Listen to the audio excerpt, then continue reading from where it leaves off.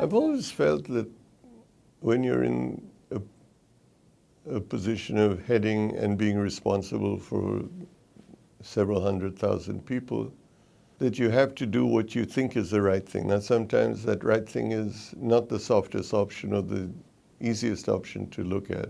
And going down that path might hurt some people who are on your side.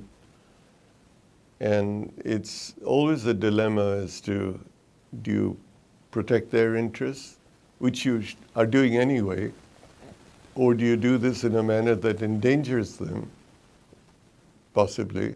And I've always felt that you need to be doing the right thing, but you need to communicate with these people that you are doing the right thing because you feel it's necessary, and these are the dangers or pitfalls or difficulties that might be experienced. And you don't often have support from the people that you're doing this for. And sitting where they are, they may feel that you shouldn't do this. It's too risky or too difficult.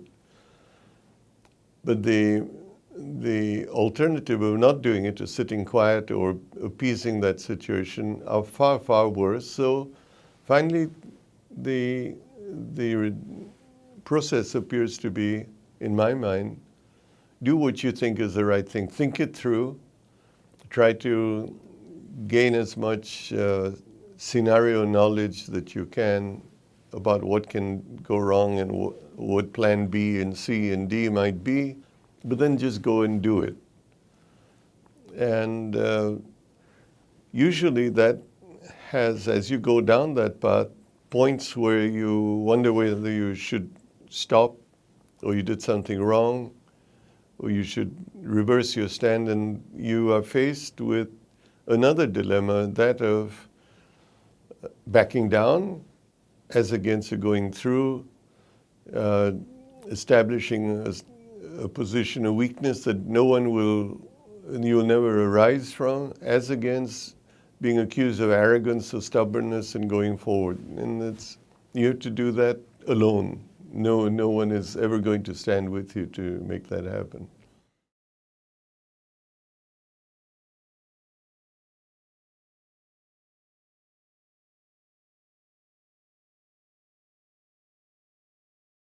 I think first you have to listen, because the worst thing you can do in making this decision is to do it on incomplete knowledge or incomplete data.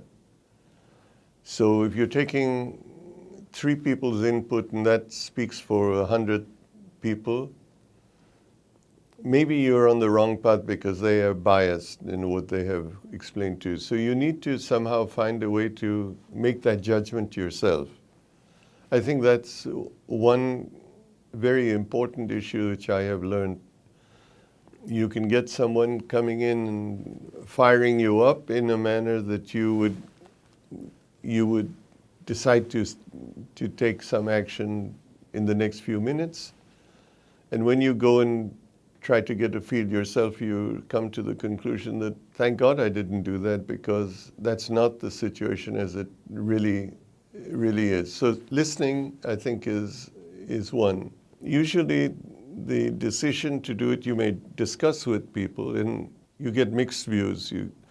The people who don't want to confront, there are people who are hawks that feel you should do more than what you're doing. So finally, I would have to say that the moral compass finally has to come from you.